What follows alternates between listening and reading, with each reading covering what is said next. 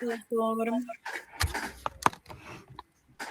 Gracias por tomarse el tiempo de asistir como festejo del triunfo de Argentina. Hoy vamos a hablar sobre un tema que es importante, que es el trauma de la paciente embarazada.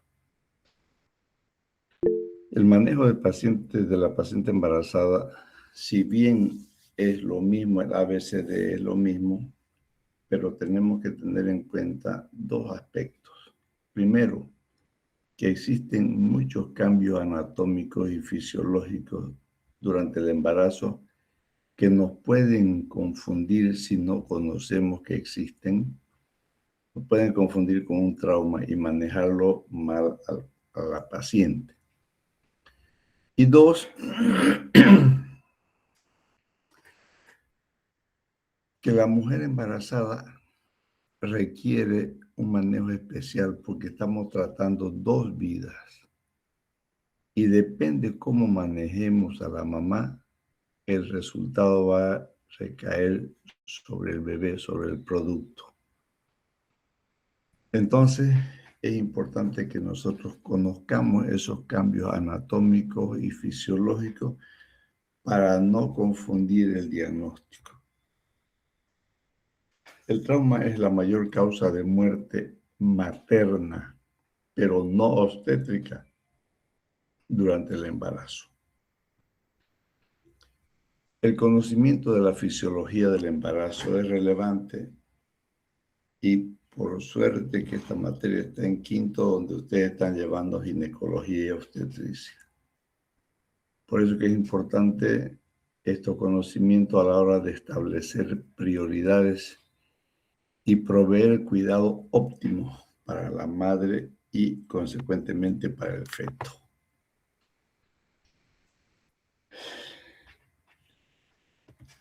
En esta imagen, por ejemplo, nosotros vemos ya los cambios.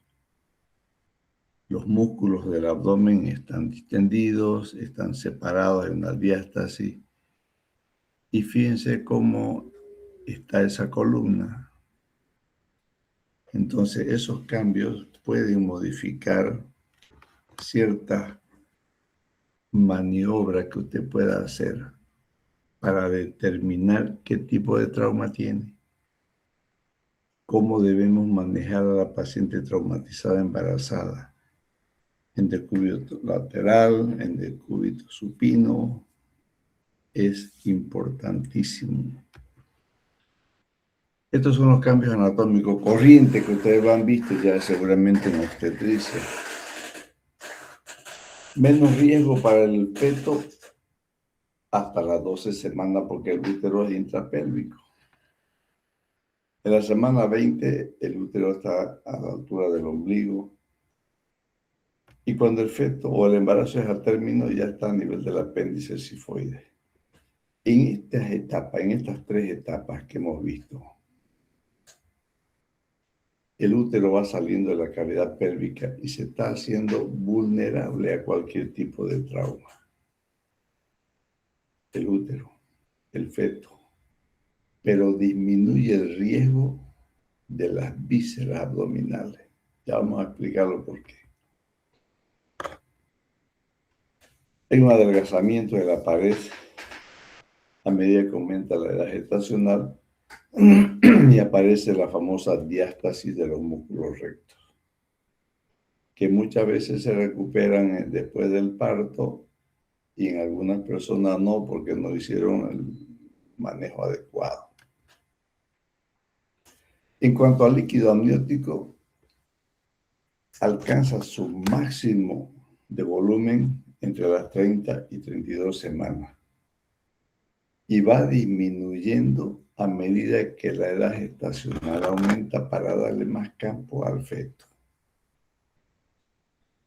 El polo fetal inferior queda fijo en la semana 32 y solo de ver esa imagen, chicos, ustedes se pueden dar cuenta cuál es el riesgo de un trauma a esa edad gestacional. las columnas, si la cabeza está fija y el feto está móvil o el cuerpo está móvil, puede haber fracturas de columna, ¿verdad?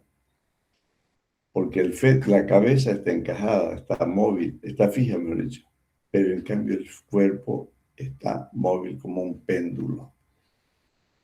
En cuanto al volumen y composición sanguínea, hay un aumento de los glóbulos rojos máximo hasta las 34 semanas de gestación. Y después, cuando ya aumenta el líquido amniótico, aparece la hemodilución o llamada anemia fisiológica del embarazo por el aumento del líquido.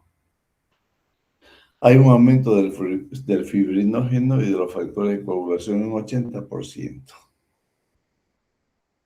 En cuanto a la hemodinámica, el aparato cardiovascular, hay una disminución de la presión arterial sistólica de 5 y 15 milímetros por debajo del valor normal. ¿Cuándo? Hasta el sexto mes de embarazo, o sea, en el segundo trimestre. Después ya empieza a disminuir o aumentar la presión arterial, por eso que existen los riesgos de la eclampsia. El gasto cardíaco en la 10ª semana aumenta en 1 a 1.5 litros por minuto. En el tercer trimestre recibe un 20% del gasto cardíaco. Un aumento, por eso que la paciente siempre está taquicárdica. Y eso tenemos que saberlo para no confundir que la taquicardia se debe a una anemia por una pérdida sanguínea. Aumenta la frecuencia cardíaca en 10 a 15 latidos por minuto. Sospechoso si es un antecedente de trauma de una hemorragia. Disminución del retorno venoso. ¿Por qué hay una disminución? Por la compresión de la vena cava inferior.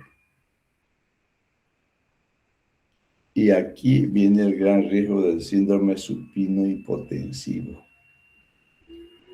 Si el paciente se levanta o la paciente se levanta de golpe puede tener vértigo, mareo y hacer una disminución brusca de la presión arterial. Esa imagen animada que ustedes ven es la compresión de la vena. Y por eso es que tenemos que manejar diferente a la paciente embarazada. Vamos a ver la imagen más adelante. Hay un aumento de la presión venosa en la pelvis y miembros inferiores. Aparecen las famosas varices o dilataciones venosas de miembros inferiores. En cuanto al electrocardiograma, hay una desviación del eje a la izquierda en menos 15 grados. La onda T está aplanada o invertida en D3, en ABF y en precordiales. Y esto nos puede hacer confundir con un infarto agudo de miocardio.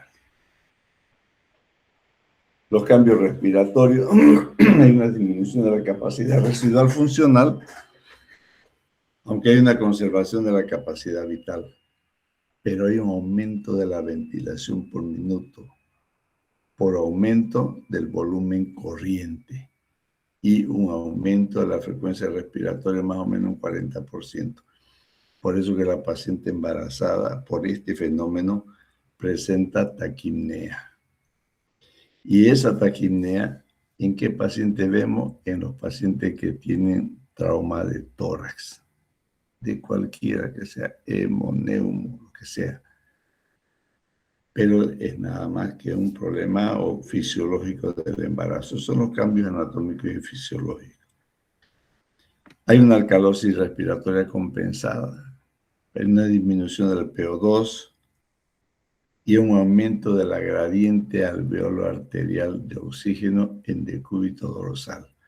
Por eso nunca se debe manejar a la paciente embarazada en decúbito dorsal, sino en decúbito lateral o desplazando el útero grávido hacia el lado contralateral. Vamos a contar más adelante.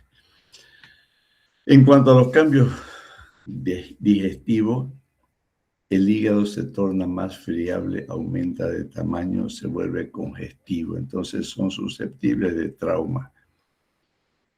Hay un retardo en el vaciamiento gástrico. La paciente embarazada, no siempre, pero generalmente termina con estreñimientos. Hay un enlentecimiento del tránsito intestinal, por eso que siempre se tiene que considerar al estómago de una paciente embarazada como si estuviera ocupado, y la sonda nasogástrica tiene que ser colocada precozmente. Ahora, en esta última, hay un desplazamiento del contenido abdominal por el útero grávido. ¿Se acuerdan que les mostré las 3 etapas? 12 semanas intrapélvico, después viene hasta el ombligo, después hasta el apéndice cifoide. Ese útero, cuando crece, va a desplazar las vísceras hacia la parte posterior. Entonces, el útero va a servir de protección a las vísceras. En los pacientes o en las pacientes embarazadas con un trauma por proyectil de arma de fuego, por ejemplo, las vísceras abdominales pueden sufrir lesiones, pero casi siempre menores. No es como cuando una persona normal recibe un impacto bala en el abdomen, perfora múltiples partes del intestino, no en la embarazada. ¿Por qué? Porque el proyectil primero tiene que atravesar la pared abdominal, después la pared anterior del útero, el líquido amniótico, el feto y la pared posterior del útero. Entonces, hasta que llega a las vísceras, la velocidad del impacto del proyectil es muy pequeña. Entonces, las vísceras siempre están más protegidas.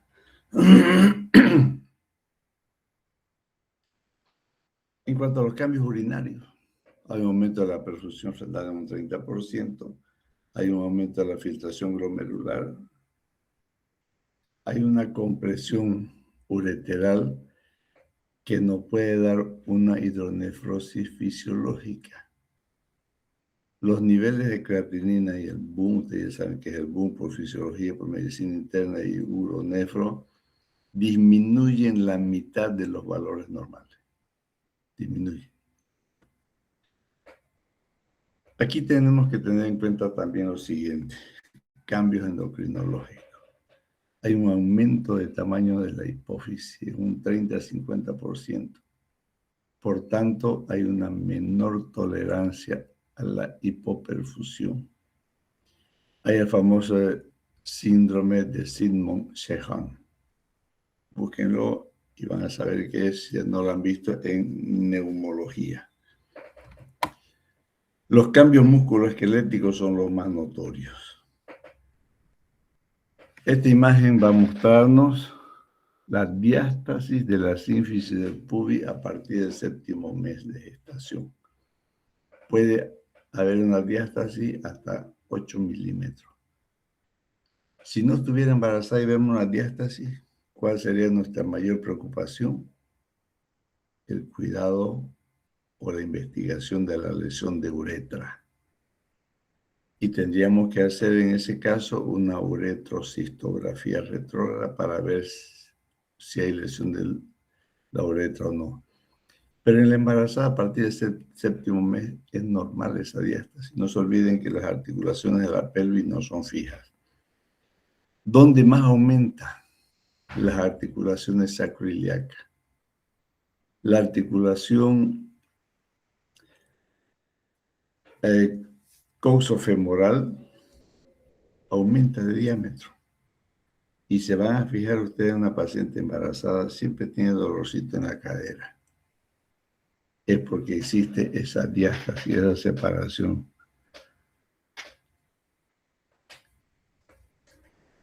Fisiológicamente, si hay un trauma y la paciente embarazada, busquemos estos cambios anatómicos. Por eso que la paciente, por esta diástasis fisiológica, es que la paciente embarazada empieza a tener un poco mayor volumen en la pelvis. Ustedes van a aprender o ya han aprendido a medir para diagnosticar una desproporción cefalopélvica, por ejemplo, en obstetricia.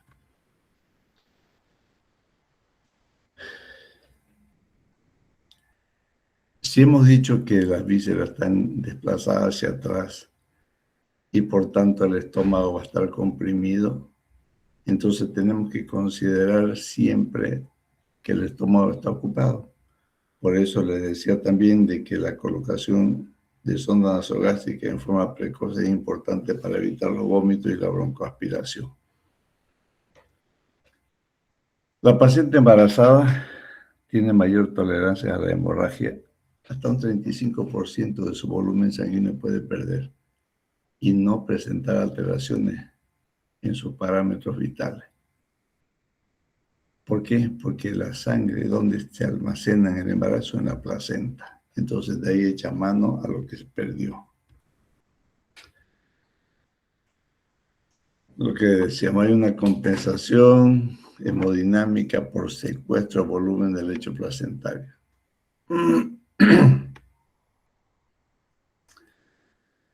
Esta paciente o estas pacientes embarazadas hacen hipoxia en decúbito dorsal. Por eso nunca se debe manejar una paciente embarazada en decúbito dorsal. Incluso cuando se va a hacer una cesárea hay que tener mucho cuidado. El útero grávido de la paciente embarazada, algunas señoras llevan un abdomen demasiado grande. Mientras el ginecólogo no ha llegado, lo ideal es que el anestesiólogo no le dé anestesia, porque la paciente va a estar en decúbito dorsal y va a haber una compresión de la vena cava inferior.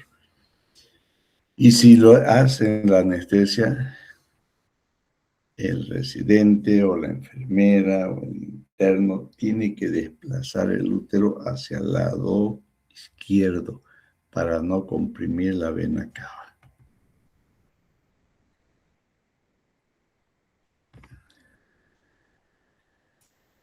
Es importante que tengamos en cuenta los traumatismos cerrados. ¿Qué lesiones puede haber? El trauma craneoencefálico. ¿Por qué? Porque la cabeza del feto está encajada en la cavidad pélvica. Puede haber hemorragias retroperitoneales. Puede haber un abrupto placentae, que es el desprendimiento prematuro de placenta.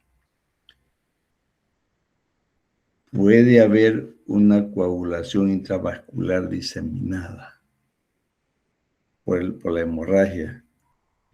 Puede haber una ruptura uterina y eso es hemorragia masiva y con muerte fetal. Una ruptura prematura de membranas. Dice la gente, se rompió la fuente, dice, ¿no? Esa es la ruptura prematura de membrana, con pérdida de líquido amniótico. Esa es la ruptura uterina. No va a haber feto que viva. Desprendimiento prematuro de la placenta. Los cotiledones se rompen y empiezan a sangrar. La ruptura prematura de membranas con pérdida de líquido amniótico. Y esto es lo que hay que tener mucho cuidado, mucho cuidado cuando hay pérdida de líquido amniótico, cuando hay un desprendimiento prematuro de placenta. Por eso que los ginecólogos, ¿qué hacen? Internan a la paciente y la mantienen en reposo absoluto. Pero a esa paciente hay que protegerla de esta imagen radiológica que ustedes ven, que es la embolia por líquido amniótico, que muchos ginecólogos no le dan mucha importancia, y ha habido muerte materna por la embolia de líquido amniótico. Entonces, siempre tengamos en cuenta que estos pacientes con ruptura prematura o desprendimiento prematuro de placenta deben guardar reposo absoluto.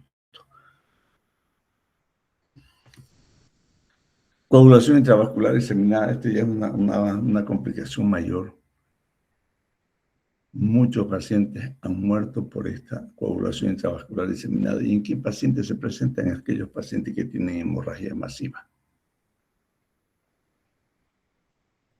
Tengamos en cuenta también, aquí las mujeres manejan hasta los 9 meses, ¿no? En otros países no les permiten manejar a partir del 7º mes del embarazo, porque la bolsa de aire puede ser fatal para el bebé si se rompe o se abre esa bolsa. El cinturón de seguridad también pasa, el cinturón corriente que utilizamos todo, por donde pasa por hipogastrio. Entonces, una desaceleración puede servir como guillotina para ese niño que está con la cabeza encajada en la pelvis. Por eso que se recomienda que la paciente embarazada debería manejar unos cinturones especiales, como se utilizan los corredores de auto, solamente sujetan hombros y miembros inferiores, o sea, región inguinales. Esto es importante. En el 5% de los considerados leves se produce muerte fetal secundaria a desprendimiento prematuro de placenta. Por eso, chicos, el examen semiológico es básico. Hacer el tacto, no repetidas veces, porque estamos estimulando las contracciones uterinas, pero que hagamos un tacto para ver si el cuello está cerrado o para ver si no hay sangrado o si no hay pérdida de líquido amniótico transvaginal. Y en el 5% de los considerados leves se produce muerte fetal secundaria a desprendimiento placentario, un abruptio. En cuanto a las lesiones penetrantes, ya dijimos, a medida que el útero grávido aumenta de tamaño, el resto de las vísceras están más protegidas. En cuanto a las quemaduras, miren, más del 60% de superficie corporal quemada, la mortalidad materna, ¿cómo disminuye? Más del 60%. ¿Por qué? Porque sus líquidos los busca ¿de dónde? Del líquido amniótico. Entonces es como si la paciente misma se estuviera rehidratando. Sin embargo, un menos de 60%, mayor de 60, menor de 60 al 0%, mayor de 60 al 40%, mortalidad materna. Pero aquí, ¿cuál es la gran diferencia? La mortalidad fetal. En menores o mayores de 60%, la mortalidad fetal general alcanza un 50% en pacientes quemados. No nos olvidemos, chicos, cuando hemos hablado de quemadura, que la fórmula de Parkland solamente hasta el 50%. Y si no conocemos cómo rehidratar a una paciente o a un paciente traumatizado quemado, podemos producir mortalidad por una insuficiencia renal o por un encharcamiento pulmonar, un edema agudo del pulmón. La sulfadiazina argéntica, que es el famoso quemacurán L. Esta sulfadiazina argéntica hay que tratar de evitar en las pacientes embarazadas, sobre todo que tengan a término, por el famoso riesgo del kernícteros. Se absorbe la sulfadiazina argéntica a través de la piel al torrente circulatorio y produce mortalidad o kerníctero en el niño. En cuanto a las lesiones directas del feto, las lesiones más frecuentes son la fractura de cráneo, las hemorragias intracerebrales. Los traumatismos directos tienen más posibilidad de presentarse durante el tercer trimestre, porque ya el feto está fuera de la cavidad pélvica. Y también cuando existen fracturas en la cavidad o en la pelvis. Cuando hay fractura de huesos en la pelvis, las lesiones craneoencefálicas son seguras en los niños. A mayor edad gestacional, mayor vulnerabilidad ¿para quién? Para el feto. Porque los traumas los va a absorber el feto. En cuanto a la revisión primaria, la resucitación es lo mismo. ¿Qué nos interesa? Vía aérea, ventilación, circulación, estado neurológico. Son lo mismo, pero teniendo en cuenta estos cambios anatómicos y fisiológicos y teniendo en cuenta que a la paciente no se lo tiene que manejar en decúbito dorsal. El manejo inicial del trauma en el embarazo está dirigido a la reanimación y estabilización de la paciente, ya que en este momento la vida del feto depende de la integridad materna. Por eso que les decía al comienzo de que si nosotros tratamos bien a la mamá, con seguridad que estamos tratando bien al feto.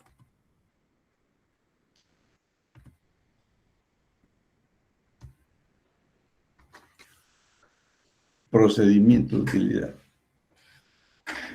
Vía aérea, vía periférica. Vía aérea, vía periférica. Como hemos dicho, de que se considera el estómago siempre lleno, aquí viene sonda nasogástrica y sonda Foley. Reposición precoz de volumen, aún en ausencia de taquicardia o hipotensión.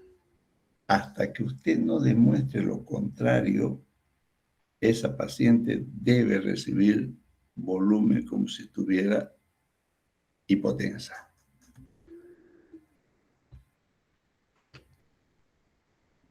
Aporte de oxígeno suplementario, vía aérea, vía periférica, respiración, ventilación, oxígeno suplementario. También, en caso necesario, se tiene que intubar.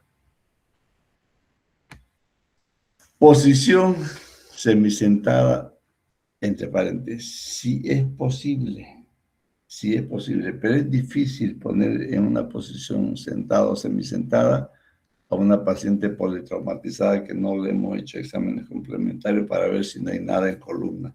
Entonces, ahí viene lo que les decía, chicos. Una paciente embarazada, traumatizada, no podemos manejarlo en decúbito dorsal. Desplazamos el útero, como ven en la última imagen, hacia el lado contralateral. O sea, en este caso, hacia el lado izquierdo. En la imagen del medio, vean que le han puesto unas almohadillas debajo de la tabla espinal para que el útero grávido salga del centro y no comprima la vena cava. En las ambulancias, cuando a ustedes les toque traer un paciente de su provincia, una paciente embarazada, o le ponen sus cojines debajo para que la tabla esté inclinada, o se vienen empujando el útero hacia el lado izquierdo para que no haya el sufrimiento fetal por la compresión de la vena cava inferior. Esto es bonito. Aunque por sus lesiones la embarazada sea categorizada como crítica no recuperable, la mamá no recuperable, el feto viable debe ser considerado crítico recuperable. ¿A qué se refiere el feto viable? Aquel que tenga más de 27, 26 semanas de edad gestacional. Esos bebés pueden salir de una incubadora y pueden vivir. Por eso, aunque por sus lesiones la embarazada sea categorizada como crítica no recuperable, el feto viable debe ser considerado crítico pero recuperable, por lo que debe brindarse tratamiento enérgico y asignarse prioridad en el traslado materno. Pero aquí tenemos en cuenta lo siguiente: tener presente las indicaciones de extracción fetal, o sea, una cesárea. Si la mamá murió, sus signos vitales están ausentes y el feto tiene todavía latido, usted haga la cesárea. Aunque no sepa operar, haga una incisión mediana, abra el útero porque ya la mamá está muerta y saque a ese bebé. Por eso dice cesárea en la escena del accidente. O en su hospital si ese paciente llegó a su hospital.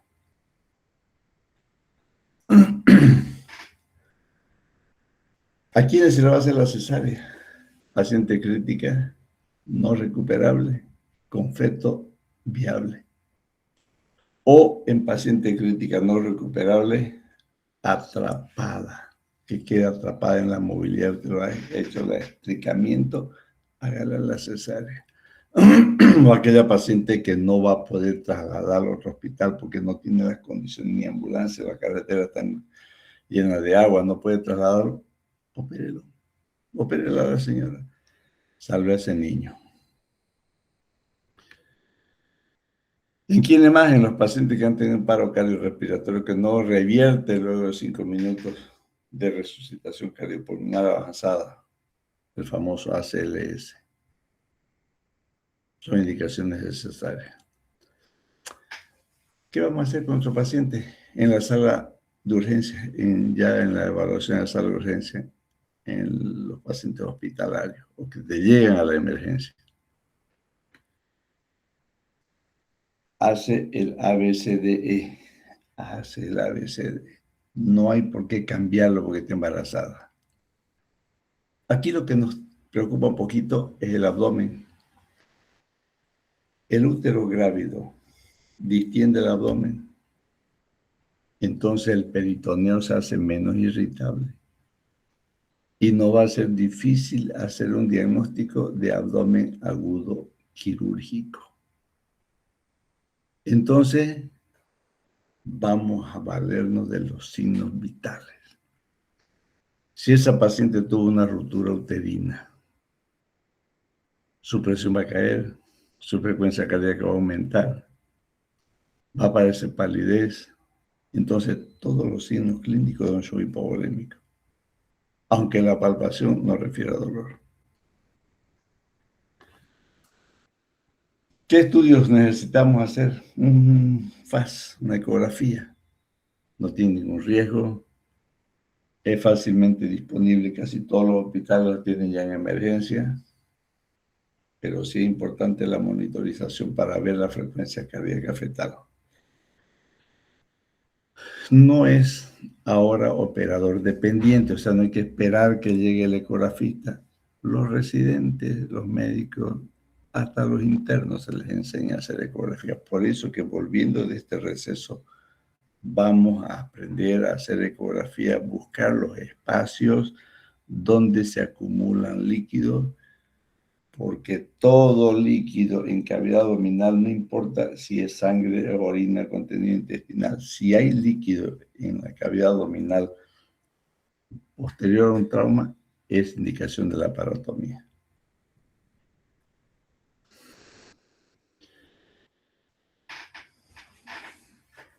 Dependiendo de la edad gestacional, usted tendrá que hacer radiografía, aunque si va a depender el diagnóstico de esas imágenes, usted las hace. No importa la radiación, porque ahora son demasiado pequeñas la cantidad de radiación, son inocuas para la paciente embarazada. Lo que no se debe hacer es repetir. Le saqué mal, el técnico le sacó mal la radiografía del abdomen, sáquele de nuevo. Eso no se debe hacer. Evitar las repeticiones innecesarias. Miren las dosis que son bajísimas. Para el feto no producen tanta irradiación, no hay riesgo. Además, no se olviden ustedes que están llevando pediatría, que existe en el embarazo, en el niño, se llama crecimiento y desarrollo. Ya cuando están en la etapa de desarrollo, ya no hay tanto riesgo de teratogénesis en estos niños. El lavado peritoneal está indicado si no tiene FAS, si no tiene ecografía. Entonces, haga el lavado peritoneal, pero no como se hace en personas normales por debajo de 2 centímetros por debajo del ombligo, Hágalo en el fondo del útero, allá arriba, cerca del apéndice sifoide si es necesario. Y dirija la sonda que va a meter el equipo de suero hacia el fondo del saco de Douglas. Y lo ideal es hacerlo si hacemos así, guiado por ecografía para ver hasta dónde llega la sonda.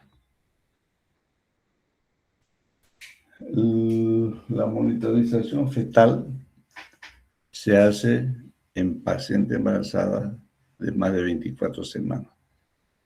Esta monitorización nos va a evaluar el bienestar fetal, cómo está, o vamos a determinar un sufrimiento fetal. Por lo menos 4 horas se tiene que hacer una monitorización fetal.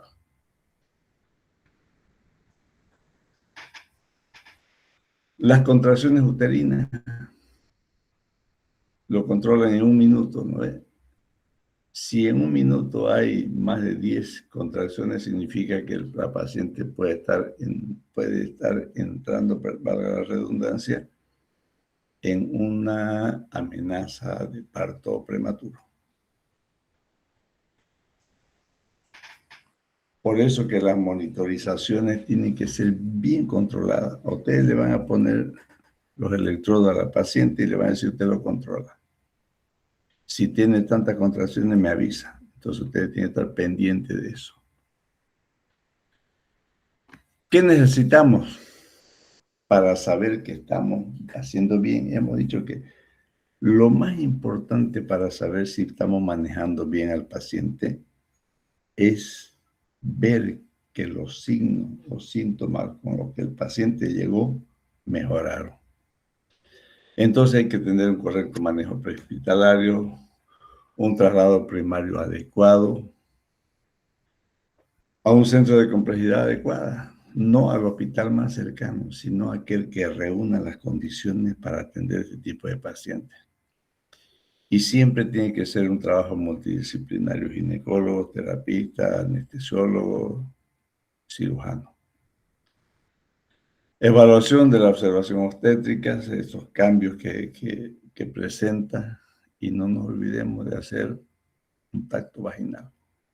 Ahí vamos a encontrar líquido amniótico o sangre, pensando en un desprendimiento prematuro de placenta o una ruptura prematura de membrana. El monitoreo fetal. Y después que lo hemos estabilizado, recién podemos hacer el traslado.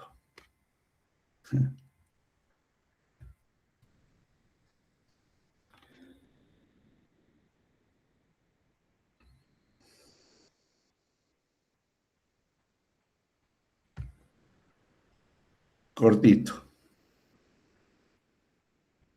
Trauma geriátrico. Hemos hablado del trauma pediátrico, trauma en la embarazada, ahora vamos a hablar del trauma geriátrico.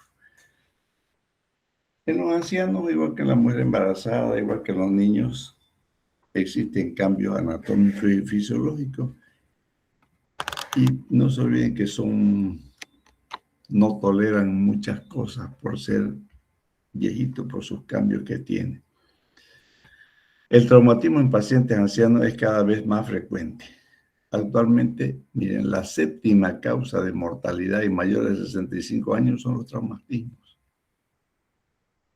La 7ª causa de mortalidad en los mayores de 65 son los traumatismos.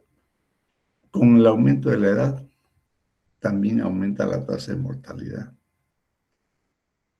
Y esta tasa de mortalidad se ve aumentada por la disminución de las reservas físicas en los adultos mayores. Problemas respiratorios, problemas cardíacos, problemas renales. El paciente anciano experimenta cambios anatómicos y fisiológicos que afectan todo su organismo y por tanto van a modificar la respuesta a un trauma. No va a ser igual que una persona joven. Lo primero que se nota en una persona mayor que es la atrofia muscular, la osteoporosis, disminución del tejido graso, deficiencias funcionales cardiovasculares y respiratorias.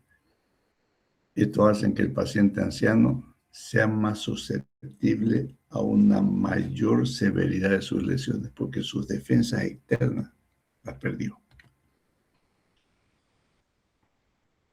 La relación entre la edad, la patología preexistente y la mortalidad van siempre juntas. A mayor edad, con patología preexistente, la mortalidad va a ser mayor. A menor edad, lógicamente, generalmente los jóvenes no tienen patología preexistente, entonces la mortalidad va a ser menor. Y también con la edad, mayor mortalidad va a haber en personas mayores que tengan enfermedades de base. ¿Cuáles son los factores de riesgo? Lógicamente, entre una persona mayor y ustedes, la persona mayor tiene mayor mortalidad que los jóvenes. Aquellos pacientes que tengan enfermedades preexistentes, la disminución de la respuesta al estrés. Por eso que los ancianos y los niños necesitan un apoyo psicológico después.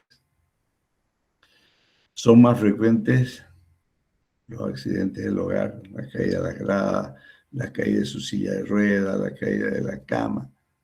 Son los accidentes más frecuentes. En cambio, en los niños y en las personas jóvenes, los accidentes automovilísticos. Disminución de las facultades sensoriales y reacción ante el estímulo externo. Los reflejos disminuyen o se pierden, entonces es difícil. Un anciano que se cae, ni siquiera las manos puede sacar para protegerse, caen de cara. Los traumatismos craneoencefálicos son comunes en los ancianos. Mecanismos menores de lesión pueden producir lesiones severas y complicaciones debido a la medicación múltiple. La mayor parte de los pacientes mayores son cardiópatas y mínimo toman, si no anticoagulantes, por lo menos antiagregantes plaquetarios. Entonces las hemorragias son más frecuentes en las personas mayores. En cuanto a la respuesta al traumatismo, ustedes vean esas imágenes mientras vamos hablando. La respuesta catabólica indica más sobre las reservas nutritivas del anciano. La digestión de los pacientes mayores es mala. Hay un mayor riesgo de deshidratación e hipovolemia. Miren, disminución de la función cardíaca y capacidad respiratoria por la pérdida de la fuerza muscular. Fíjense, chicos, esas imágenes de tomografía. Esa es una hemorragia subdural con desviación de la línea media, un colapso ventricular. Pero fíjense la primera imagen, donde se ve más grande el hematoma subdural. En la parte contralateral existe un espacio negro que nosotros podríamos decir que es líquido o podríamos incluso catalogarlo como si fuera un hematoma subdural crónico. Y no es. Esa es debido a la atrofia cerebral.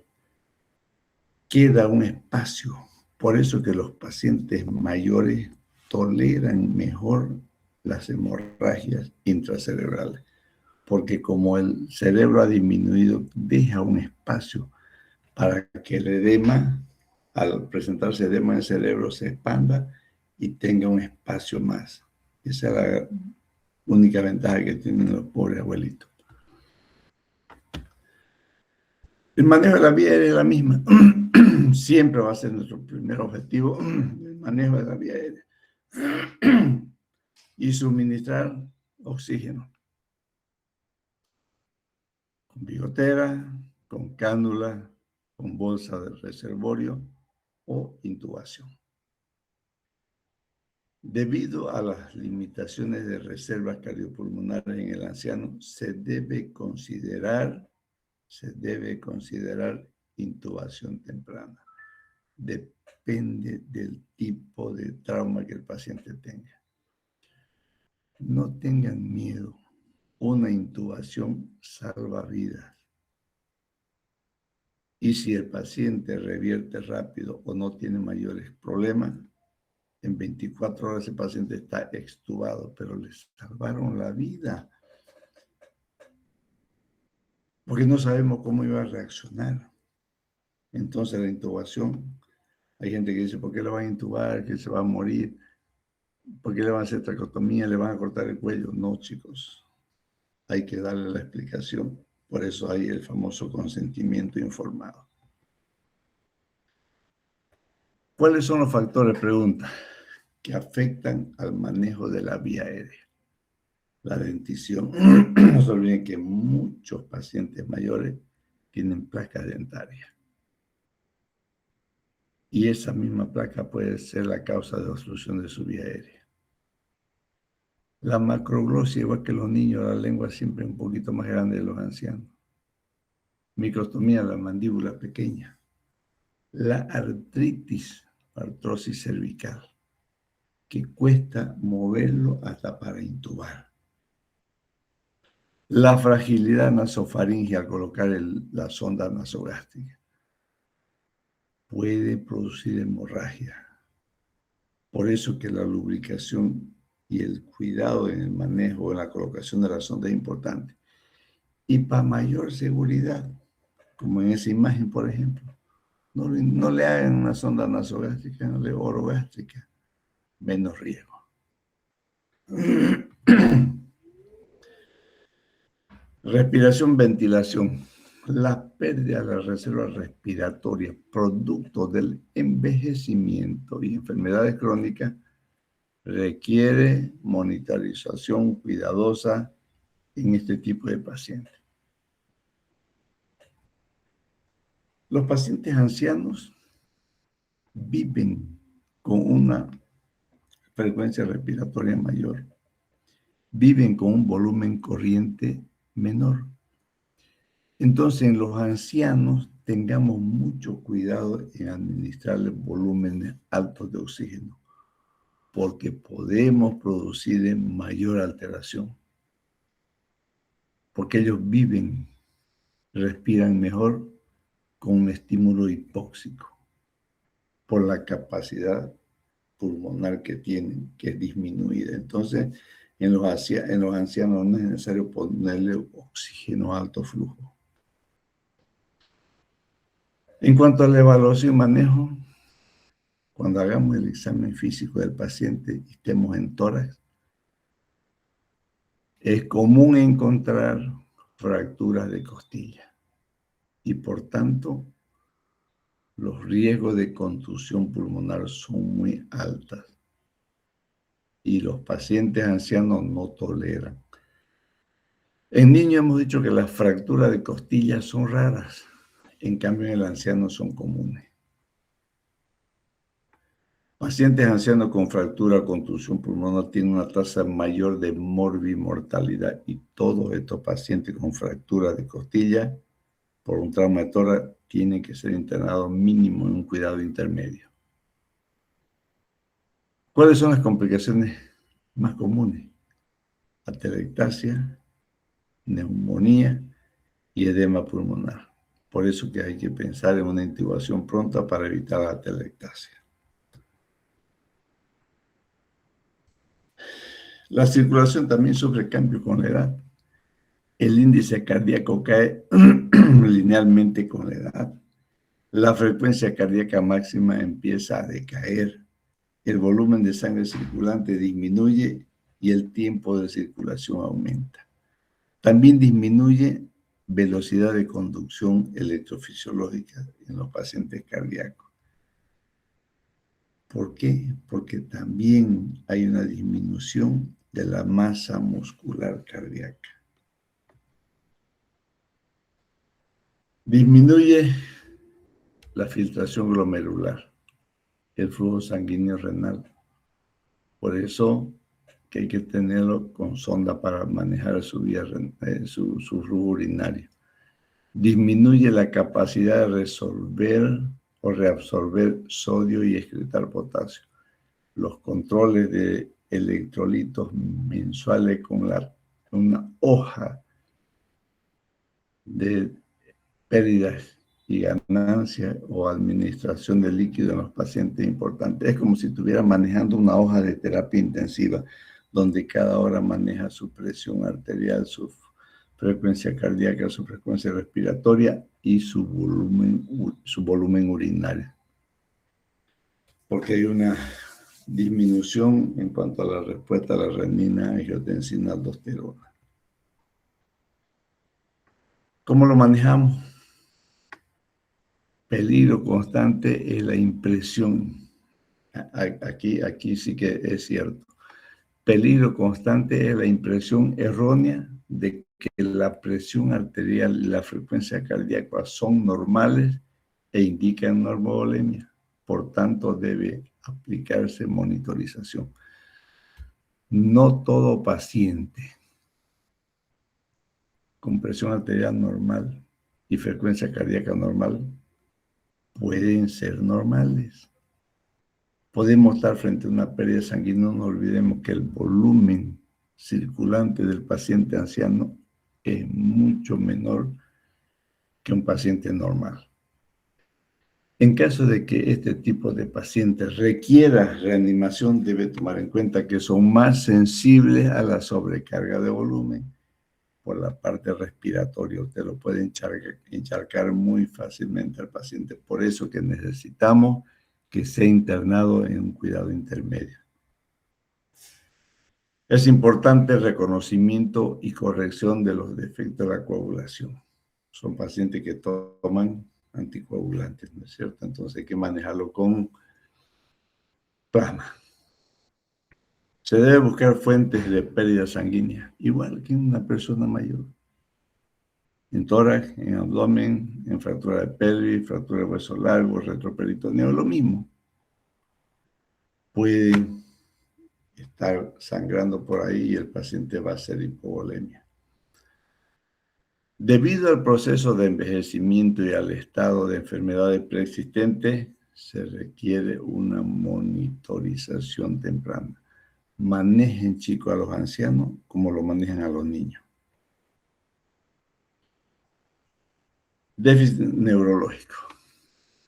A los 70 años la masa encefálica disminuye en más o menos 10% de lo que le decía, hay una atrofia cerebral fisiológica. Y eso está reemplazado por líquido cefalorraquídeo, que sirve de amortiguador para los traumas. El estiramiento del puente venoso parasagital los hacen más susceptibles a la ruptura. Por eso que es más común los hematomas subdurales que son de origen venoso. Las cantidades significativas de sangre se pueden acumular en el cerebro antes de presentar síntomas, lo que le dije anteriormente. La agudeza visual y auditiva disminuyen, al igual que la percepción de vibración y sentido posicional. Como ya el paciente tiene hipoacusia senil, la agudeza visual también está alterada. Son pacientes que pueden caerse hasta de la grada. Cualquier movimiento brusco que el paciente mayor haga presenta vértigo, mareo y se cae. Hacen lo que antes se conocía como laberintitis, ¿no? Ahora se llama síndrome vertiginoso.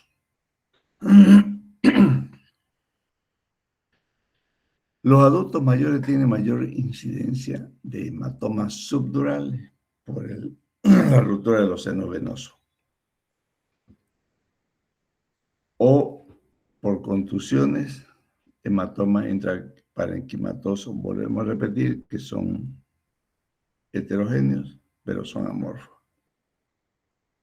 La pesquisa rápida de anticoagulantes es importante, por eso amplia medicamentos de uso habitual para empezar a corregir esa alteración que está provocando los anticoagulantes. Las lesiones de columna cervical son más comunes en este tipo de pacientes, aunque la presencia de osteofitos, o sea, los famosos picos del oro, nos pueden hacer dificultar el diagnóstico pensando de que es una fractura y solo es un osteofito, o sea, un pico del oro. Ahora miren esto. Al igual que los niños, a los pacientes mayores no hay que tenerlos mucho tiempo desnudos, desvestidos. piel se altera y también hay pérdida de grandes cantidades de líquido. La celularidad disminuye, la pérdida de resistencia y función está deteriorada. No hay la defensa. La piel se vuelve tan delgada que a cualquier fricción se rompe. Es una herida, puede sangrar y sobre todo puede ser objeto de una infección. Líquidos endovenosos con temperatura, cubrir al paciente con mantas calentadas para no entrar en mayor hipotermia y por tanto agravar el estado de shock. Ahora, si usted lo calentó al paciente, le puso sueros calientes y a pesar de eso sigue con los signos de shock, nos obliga a buscar la causa del sangrado o tal vez una sepsis. Por eso no nos olvidemos de amplia para hablar medicamentos de uso habitual, patologías asociadas. El envejecimiento en el sistema musculoesquelético origina rigidez de ligamentos, cartílagos, disco intervertebral y cápsulas articulares. Por eso que los movimientos en las personas mayores es limitado. Por eso es que no se debe permitir que las personas mayores conduzcan, porque la artrosis que producen en la columna les dificulta mover y ver a ambos lados. Con los cambios producidos es más alto el riesgo de rupturas espontáneas y menor estabilidad de las articulaciones. La osteoporosis es otro enemigo de las personas mayores, porque pierden la firmeza y la resistencia y son más susceptibles a fracturarse. Las fracturas, pregunta, más comunes en adultos mayores son las de costilla, fémur proximal, las famosas fracturas de cadera, cuello anatómico, cuello quirúrgico y la más común, la fractura transtrocanteria. Húmero y muñeca, porque el paciente, algunos sacarán la manito para protegerse de su caída, entonces fracturan la muñeca más. Es importante en estos pacientes que se internaron por trauma su buena alimentación, el apoyo nutricional temprano, adecuado, postoperatorio sobre todo, es importantísimo para el éxito de su recuperación. Clínicamente los adultos que tienen, bueno, todos tienen su deficiencia de su inmunidad. Entonces los adultos mayores son menos propensos a tolerar las infecciones. Una infección, un absceso, una infección de cuero cabelludo puede llevarlos a una sepsis a los pacientes y después entrar en falla multiorgánica. Como son mayores, los pacientes son anérgicos, entonces a veces no hay ni fiebre ni leucocitosis. Por eso el examen físico tiene que ser minucioso en este tipo de pacientes. ¿Cuáles son los aspectos especiales que tenemos que tener en cuenta en las personas mayores? Los medicamentos de uso habitual, la incidencia o la evidencia de maltrato al adulto mayor, así como en los niños, la sospecha no del niño maltratado, también existe el adulto maltratado. Y la decisión de que pueden tomar él al final de su vida. Medicamentos que afectan la reanimación, los beta bloqueantes, los antihipertensivos, los AINES o anticoagulantes. Corticoides, diuréticos, hipoglucemiantes y psicotrópicos son medicamentos que se los tiene que manejar con mucha precaución y bajo estricta vigilancia. Así como en los niños, el adulto mayor maltratado tiene sus señas, digamos. y base, como cualquier trauma, el alto índice de sospecha. Los patrones de lesión, heridas, golpes, pacientes que son asiduos visitantes de los hospitales en emergencia, maltrato físico, maltrato sexual, abandono, maltrato psicológico, abuso material y financiero y la violación de sus derechos. Todo esto es en base a un alto índice de sospecha. Y aquí tiene mucho que ver la trabajadora social en los centros de salud. ¿Cuáles son las estrategias? Igual que los niños, tratemos de no entrevistarlo al paciente cuando están los familiares, porque pueden ser los agresores. Mejor es la entrevista al hijo, a la hija y después al paciente o primero al paciente. Y vamos a ver que van a haber contradicciones. Una de las fallas más importantes que hay en este tipo de pacientes mayores en su maltrato es la falla en reconocer esas lesiones o esas sospechas y no reportarlo.